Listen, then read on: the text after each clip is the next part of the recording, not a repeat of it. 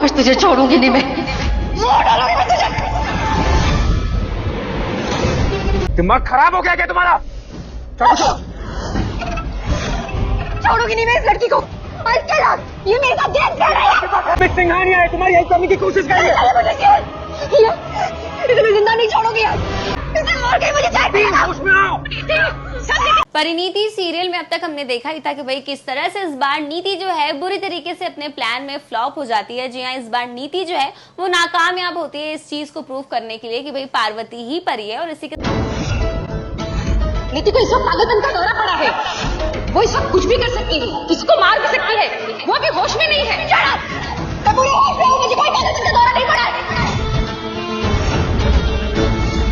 मैं पागल नहीं हूँ। आप देख क्या रहे हो? पकड़ो इसे।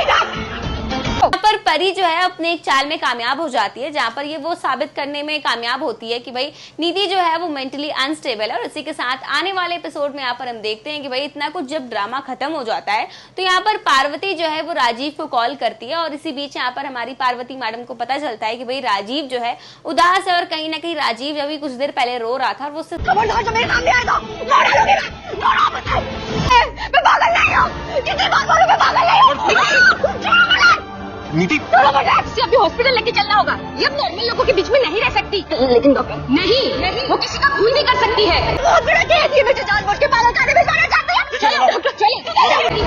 सुनो, तुम समझ क्यों नहीं रही? ये जानबूझ कर कर रही है सब कुछ। मेरे साथ क्या कर रही है? सवाल भी करती है। और बातों ही बातों में राजीव यहाँ पर पार्वती को बताता है कि वो अपनी परी को याद कर कर रो रहा है। और इसी के साथ पार्वती राजीव को बताती है कि नीति मेंटली अनस्टेबल है, उसे एक साइकेट्रिस्ट की जरूरत है। और इसी के साथ वो राजीव को एक साइकेट्रिस्ट का नंबर भी देती है। और राजीव यहाँ पर कहता है कि वो उससे बात करेगा, कल ही उस साइकेट्रिस्ट से बात करेगा नीति के ट्रीटमेंट के लिए। और इसी बीच ये सारी बातें जो है नीति सुन लेगी। और वही आने वाले एपिसोड में हम देखने वाले कि भाई यहाँ पर नीति जो है वो राजीव और सभी घर वालों से काफी ज्यादा गुस्सा है, क्योंकि भाई सभी लोगों को कहीं ना कहीं ऐसा लग रहा है कि सच में नीति जो है दिमागी तौर पर पागल हो चुकी है। और इसी के साथ नीति राजीव से कहती है कि तुम मुझसे शादी नहीं करना चाहते और शादी रोकने के लिए तुम्हारे पास कोई रास्ता नहीं है, कोई ऑप्शन नहीं है। इस वजह से तुम मुझे पागल घोषित करना चाहते हो और मुझे हमेशा हमेशा के लिए मेंटल हॉस्पिटल भेजना चाहते हो।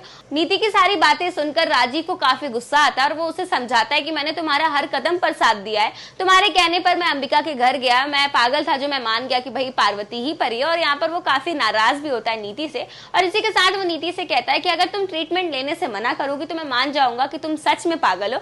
और ये सब बातों को देखते हुए हमारी नीति जो है इस बार ट्रीटमेंट लेने के लिए तैयार है। तो वही कहानी की दूसरी तरफ हम देखने वाले हैं कि भाई हमारी पार्वती यानी कि परी जो है एक बड़े प्लान के साथ सामने आने वाली है। जी हाँ, यहाँ पर हम देखेंगे कि इस बार वो 110% कंफर्म कर देगी कि भाई नीति पागल है। इसी के साथ आने वाले एपिसोड में हम देखने वाले हैं कि एक साइकेट्रिस्ट आती है जो हमारी नीति को हिप्नोटाइज करेगी। और इस बार हमारी नीति जो है इस प्रोसेस के जरिए सारी सच्चाई जो है अपने मुंह से उगलने वाली है। लेकिन यहाँ पर दिलजीत जो है वो समय रहते एक गमला फोड़ देता है, जिसकी वजह से नीति को होश आ जाता है और दोबारा से इस बार परी जो है अपने प्लान में फ्लॉप हो गई है।